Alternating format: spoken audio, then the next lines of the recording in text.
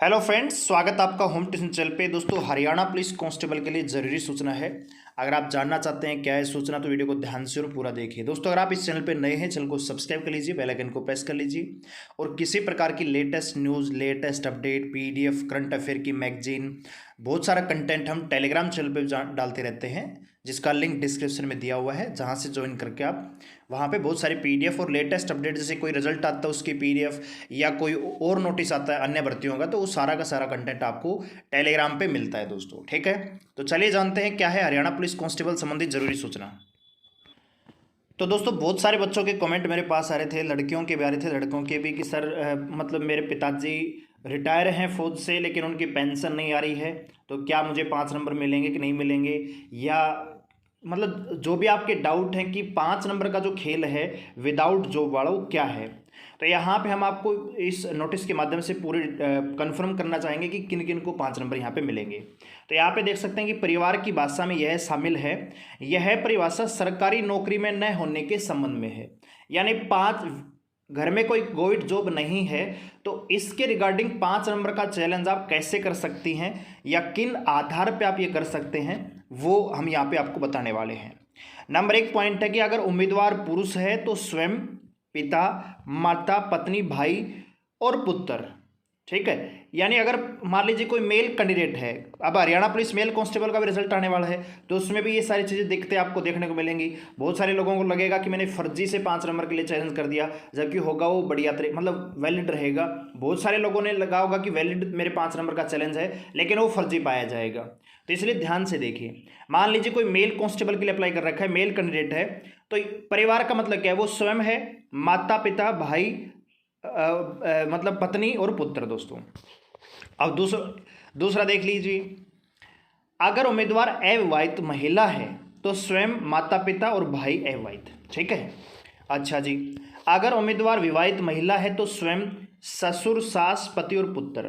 कहने का मतलब ये है कि अगर मान लीजिए कोई फीमेल कैंडिडेट जिनकी शादी हो चुकी है, तो या तो वो स्वयं या ससुर, सास, पति और पुत्र, ये फैमिली की डेफिनेशन है यहाँ पे।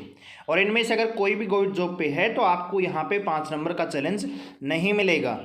अगला है कि अगर उम्मीदवार तलाकशुदा महिला है तो स्वयं, पिता, माता। अब मान लीजिए कोई फीमेल कांस्टेबल के लिए अप्लाई कर रखा है, अगर वो शादीशुदा है, ससुराल में रहती है अपने, तो फिर ये फैमिली हो जाएगी उसकी, ससुर, सास, पति और पुत्र। अब मान लीजिए बहुत सारी फीमेल कैंडिडेट हमारे पास कमेंट कर रहे थे, व्हाट्सएप पे मैसेज कर रही थी कि सर मेरे मतलब ससुर है वो रिटायर हैं लेकिन उनकी पेंशन नहीं आ रही है। तो आप ये समझ लीजिए कि फैमिली का मतलब यहाँ पे अब आपका ये है। ठीक है, तो अगर ससुर जी रिटायर हैं तो आपको 5 नंबर यहाँ पे नहीं मिलेंगे। ठीक है, और अब मान लीजिए आपकी सास जॉब करती है कहीं, या आपका पुत्र नौकरी कर रहा है, या स्वयं आप कहीं जॉब कर रही है, तो 5 नंबर तो मिलेंगे नहीं। तो यहाँ पे आप अपने फैमिली के बैकग्राउंड पे, मतलब माता पिता, भाई बहन, जो आपका गांव है जहाँ से पीयर जिसको कहते हैं, तो उसके आधार पे चैलेंज नहीं कर सकती। विवाहित महिला का मतलब है कि आपके ससुराल के संबंध में। अगर आपने तलाक ले रखा है, तलाकशुदा महिला है, तो फिर आप अपने माता पिता, भाई बहन के आधार पे 5 नंबर के लिए चैलेंज कर सकती है। ठीक है, मान लीजिए कि किसी का तलाक हो रखा है महिला का, तो उसका अगर ससुर जॉब में है तो उसका कोई मतलब नहीं है, 5 नंबर के लिए चैलेंज कर सकती हैं। अब मान लीजिए यहाँ पे कोई विवाहित महिला है और उसका भाई नौकरी में है, तो वो 5 नंबर के लिए चैलेंज कर सकती है। यानी जहाँ पे वो ब्याई गई है, जिस घर में, उसमें कोई सरकारी नौकरी नहीं है, लेकिन उसका भाई, पिता नौकरी में है, तो वो 5 नंबर के लिए चैलेंज कर सकती हैं। ठीक है दोस्तों, तो ये ज़्यादा टिपिकल नहीं है, बहुत ही आसान चीज़ है। अगर उम्मीदवार अविवाहित महिला है तो आप समझ रहे हैं कि भाई अविवाहित का मतलब है कि माता पिता पर आश्रित है, तो माता पिता, भाई, इनमें से कोई अगर कोई जॉब पे है तो वो फिर 5 नंबर के लिए चैलेंज नहीं कर सकती। लेकिन अगर महिला विवाहित है तो फिर आप वो जो परिवार है उसका ये हो जाएगा। ठीक है, तो इसके आधार पर वो चैलेंज कर सकती है।